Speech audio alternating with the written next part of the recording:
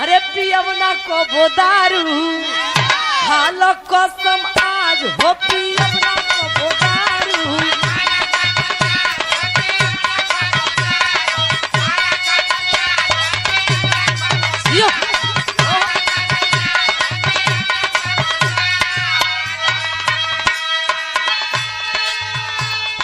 किरिया धरावतनी चली खाना खाई भौजी बनाई हुई है।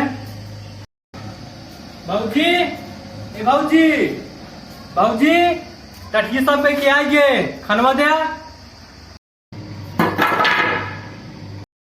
ये क्या करती है भाऊजी? खाना मार लकड़ी फेंक के मारती है। लकड़ी मार नहीं मारते, लकड़ी दे दे चीरे ये लकड़ी चीरे सुनना आया है।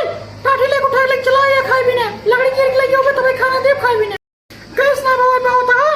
चलो फूक फूक माया कोई सब कोई जी में चाहिए लकड़ी चीरे के लिए तुम्हें खाना मिले। हाँ भाऊजी जाता ही। हाँ जा जल्दी।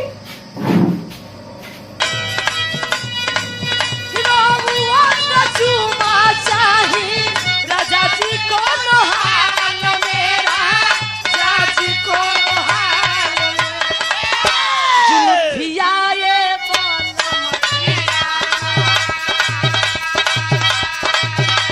जुल्फिया ये बोल मदीना गोरे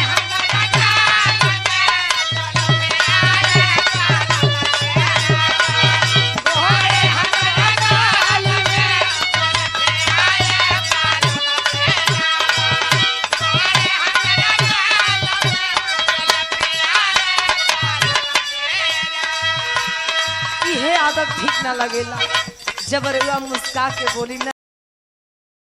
का बेटवा कहाँ एक सब निकला है लई के मांगे मांगे कोई ना निकला ही तू यहाँ तरान बैठा है। खाना न मिले तो ना बांटा है। भूख बहुत जोर लागा है। हाँ बेटवा भूख तो बहुत जोर लाग है। तो का ना है बुढ़ाऊ हमारे भूख लाग बा हमारे भूख लाग बाद जा खा घंटा भंटा लग निकला है। काव खाई तो हाँ चश्मो खाई तो पकाइए खाई कहा तुम यहाँ जा लकड़ी चीर ला खाना मिले तुम का हमहू का।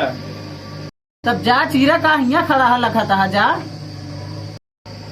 हाँ जाता ही लड़की कहाँ बा? वाह बा जा लई ले। अपने दिन बैठ के कुर्सी तोड़ता नहीं है बस। जा चला जाए।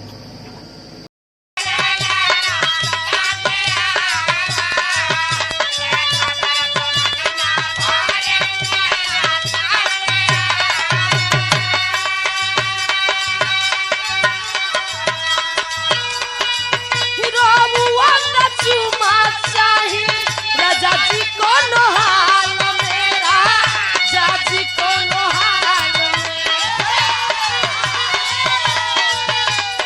हिरोबुआ का चुमा चाहिए राजा जी को नहाल मेरा जाजी को